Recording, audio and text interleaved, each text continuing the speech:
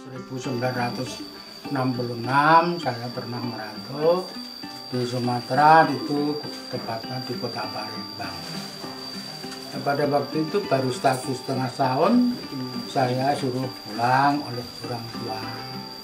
Dan sampai setelah di rumah saya sudah mau dijodohkan dengan adik Wartinah, itu putranya dari Mbah atau Bapak Karsorjo, Karangbangun sebelah barat. Nah, karena pada waktu itu belum ada istilahnya pacaran, saya hanya menurut dengan orang tua.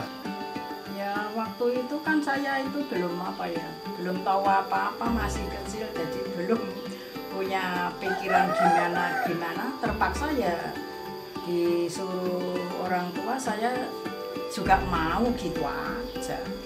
Saya punya anak yang pertama, yang kita namakan anak saya yang pertama ini Yohanes Sunarto.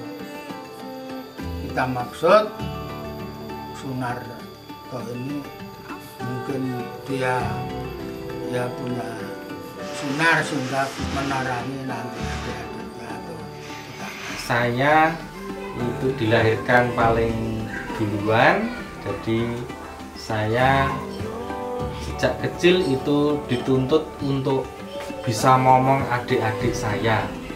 Wartinanya cantik sekali, ya itu muda, badannya juga putih, pinter nari.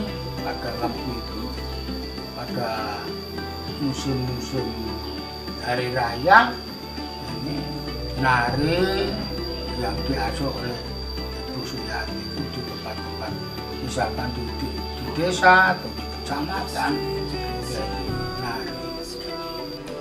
Nama saya Tanto, saya anak nomor 2 dari 5 bersaudara. Saya itu pas kecil itu sering mendapatkan segala sesuatu yang lain di antara yang lain. Saya sering pergi ke sawah. Nah, setelah itu saya di Sulawesi 1,5 tahun saya pulang, terus ada ini lowongan kadus, saya melamar kadus diterima menjadi kadus Dusun Karangbangun, tepatnya pada tahun 1974.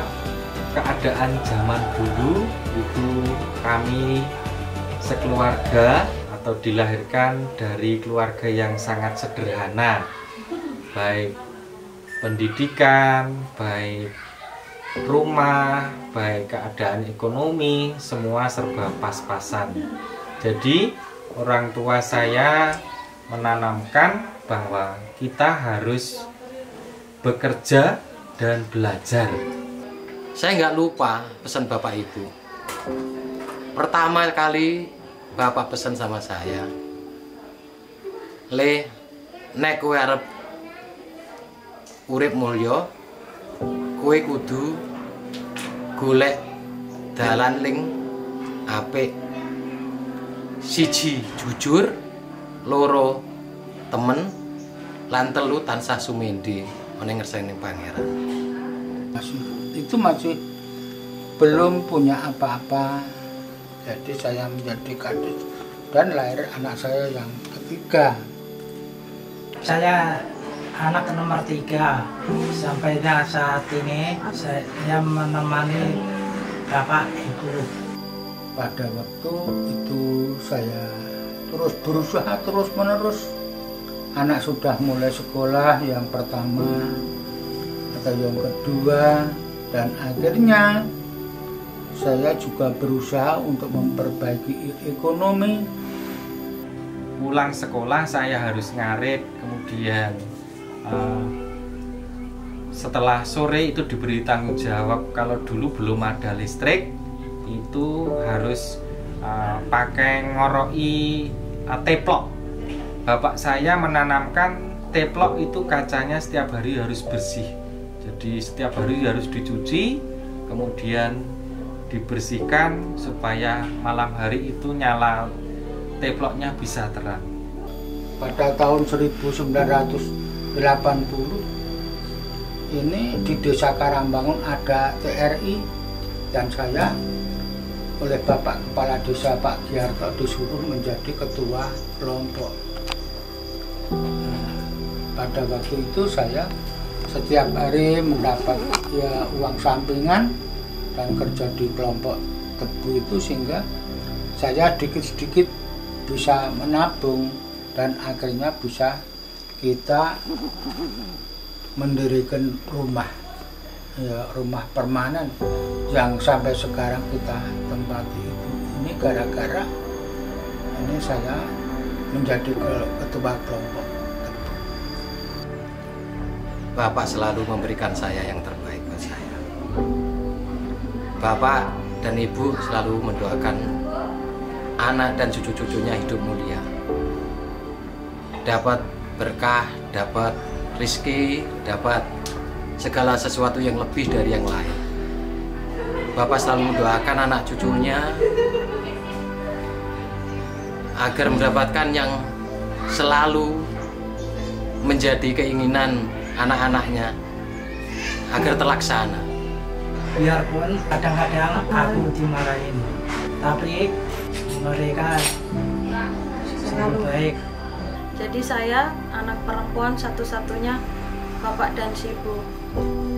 Tapi perlakuan cara mendidik bapak dan ibu saya ke saya enggak mentang-mentang saya itu anak satu-satunya. Mereka memperlakukan saya diberi kemanjaan, diberi kesenangan tersendiri, enggak. Mereka tetap mendidik saya dengan caranya bapak itu yang keras, disiplin. Apalagi ibu saya itu mendidik saya biar saya menjadi anak yang mandiri. Sejak kecil itu saya dimanja sama kedua orang tua saya, sama kakak-kakak saya. Apapun yang saya minta waktu kecil itu pasti dipenuhi, walaupun saya harus merengek-rengek, harus gulung komeng, istilah Jawanya itu di lantai. Itu apa yang mau saya dapatkan itu pasti harus terpenuhi. Dan pada waktu itu juga akhirnya tahun 1885 saya juga bisa membeli tanah sawah, meskipun hanya ini kurang lebih 3.000-an meter. Namun pada waktu tahun 1989 ini gara-gara pencalonan kepala desa, akhirnya tanah ini kita jual. Dan ya karena ini ujian saya tidak lulus, akhirnya saya tidak bisa menjadi kepala desa. Inilah suatu perjuangan. Dan pada waktu ini Narto ini sudah kuliah tahun 89 ini sudah kuliah. Terus Tanto juga kuliah, si Siswanti juga di SMA Barata Karanganyar. Saya pada waktu itu ya agak, ya memang tidak agak, tapi susah sekali karena cari untuk biaya sekolah anak-anak kami ini juga susah. Dan dulu tidak ada istilahnya bantuan-bantuan, itu belum ada. Anak saya itu 5, membutuhkan biaya semua. Jadi saya ya sebentar-sebentar merantau, jualan jamu di Jakarta. Terus kalau merantau itu seminggu pulang, setengah bulan pulang, karena saya punya tanggung jawab di masyarakat Karangbangun. Kalau ada orang punya kerja, saya terpaksa pulang. Jadi mengikuti kegiatan-kegiatan di saya terpaksa pulang. Dan ntar kalau udah selesai pekerjaan bahwa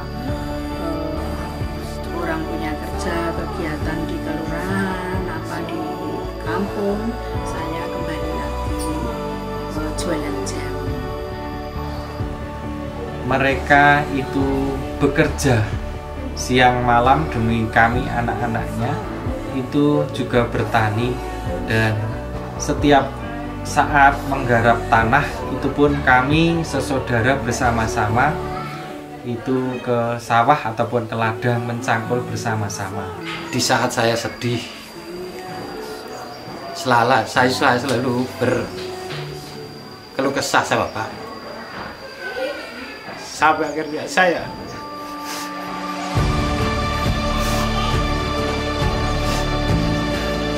berasa bahwa saya itu belum bisa bahas apa-apa buat Bapak sama Ibu. Tapi aku selalu berdoa buat Bapak Ibu untuk kesembuhan, untuk kesehatan Bapak. Tiap malam, tengah malam aku selalu berdoa, walaupun tidak kedengaran orang, tidak tahu, tapi selalu dia mendoakan dua itu akan sehat. Bapak itu membangun gereja 8 bulan. 8 bulan Bapak di samping sebagai pemimpin, dia sebagai petani. 8 bulan itu tidak mengharapkan upah sama sekali. Tidak ada orang yang mengorbankan dirinya mungkin seminggu atau sebulan, tapi Bapak mengalami 8 bulan tidak mengharapkan upah satu rupiah pun. Saya saksikan itu. Tapi saya bersyukur dengan didikan mereka saat ini saya merasakan manfaat yang luar biasa. Saya jadi orang yang bisa mandiri dan bisa berhasil seperti sampai saat ini. Dan semakin saya di keluarga ini, saya itu sungguh menemukan kekeluargaan itu luar biasa. Bagaimana setiap ada masalah, itu satu keluarga itu saling mendukung bagaimana untuk menyelesaikan masalah ini. Kalau tadi Bapak sudah diceritakan oleh Mas Narto bagaimana baiknya, dan beliau itu sungguh mewariskan ke Mas Narto, membawa setelah menikah dengan saya di tempat saya, Mas Narto pelopor pendiri Kapel Santo Agustinus. Di sana dulu hanya ada dinding, itu dengan kehadiran Mas Narto di sana kemudian membuat proposal, dan akhirnya di sana ada kapel namanya Santo Agustinus. Saya adalah salah satu mantu dari Bapak Suwardi yang dari luar Pulau Jawa. Saya adalah seorang anak Papua yang merantau ke Jawa dan bertemu dengan istri saya yang aslinya dari Solo. Kesan pertama saya berjumpa dengan mertua saya adalah beliau adalah bapak yang tegas, punya prinsip dalam mendidik anak-anaknya. Kalau kesan buat ibu adalah seorang ibu yang sungguh baik yang ketemu. Dia adalah orang yang ramah dan tidak terlalu banyak permintaan. Jadi perhatiannya sungguh besar bagi saya dan anak-anak saya bersama istri saya. Itu membuat saya jadi orang yang dulunya keras, akhirnya berubah jadi orang yang kayak orang Jawa lah istilahnya. Saya adalah beda dengan Mas Tanto, saya sempat semacam hopeless ya, nggak ada harapan. Tapi karena kita dengan tujuan baik, rumah tangga baik, akhirnya dapat izin juga. Walaupun mungkin ada pertimbangan-pertimbangan khusus dari mereka, tapi untuk Bapak Ibu saya acungin jempol dengan toleransi yang tinggi. Sampai sekarang mau menerima kita apa adanya seperti itu. Melakukan kehidupan itu ya seadanya aja. Kami diajarkan untuk hidup seadanya, nggak perlu sombong, nggak perlu memamerkan apa-apa, ataupun memang kalau kita keadaannya sepertinya. Dan setelah itu ya dulu tuh punya keinginan, aku tuh harus sekolah tinggi, saya harus belajar rajin agar nanti kehidupan ekonomi di keluarga itu bisa terangkat. Nah, dari itu saya punya semangat untuk bekerja. Ya dapat disimpulkan bahwa mereka adalah ya pahlawan bagi kami semua. Tapi menurut pendapat saya sendiri, kakek nenek saya termasuk keren gitu, bisa ngasih kata-kata ya bijak dan juga penyayang, selalu memberikan jajanannya di warung. Selalu terbuka untuk kami. Ya, saya rasakan ini, saya merasa seperti sangat senang gitu, disayangi oleh kakek nenek gitu. Pendapatmu gimana? Bagaimana Rajasa? Baik kok. Baik enggak? Baik. Jadi menurut aku tuh Mbak Putri sama Mbak Kamu itu baik ya. Terus juga nggak galak-galak banget sih. Paling galaknya itu kalau belum makan, tapi suruh makan sambil makan. Terus juga setiap Natal sama Lebaran kita dikasih angpau ya banyak. Banyaknya itu loh ini di Mbak Kakung. Menurut aku Mbak Uti sama Mbak Kakung tuh baik banget, perhatian juga. Waktu itu yang nyasar yang belum dijemput di Borobudur aja itu sampai ditanyain gimana gitu. Terus ya sih setiap tahun juga dikasih angpau. Kakung itu nggak pernah marah, jarang marah. Cuma Kakung itu selalu ngedoain cucu-cucunya gitu. Kalau udah mau ujian pasti didoain. Terus waktu itu pernah mau audisi, terus Kakung nanyain audisinya kapan, tanggal berapa, terus didoain. Terus selalu disemangatin. Terus setiap ambil rapot pasti Uti sama Kakung selalu nanya ranking berapa, rapotnya bagus apa enggak gitu-gitu. Terus habis itu Kakung sama Uti itu baik banget. Kalau Uti itu cerewet, kalau belum makan pasti disuruh makan, terus disuruh mandi. Terus habis itu suka kalau pulang ke Solo suka dibeliin barang-barang gitu buat sekolah. Terus habis itu pokoknya Kakung sama Uti itu baik banget, nggak pernah marah-marah sih. Cuma kadang kalau marah paling diam. Kita selalu berdoa kepada Tuhan akhirnya sedikit demi sedikit bisa kita lalui. Dan anak-anak ya ternyata bisa sekolah, bisa selesai, dan akhirnya bisa bekerja. Meskipun dulu rumah masih gubuk, sedikit demi sedikit bisa kita benahi, dan sampai sekarang ya meskipun tidak bagus atau tidak sempurna, tetapi debu-debu yang di atas tidak bisa berjatuhan di lantai. Ini karena kemurahan Tuhan. Untuk itu memang saya hidup hanya kita bersandar kepada Tuhan. Changes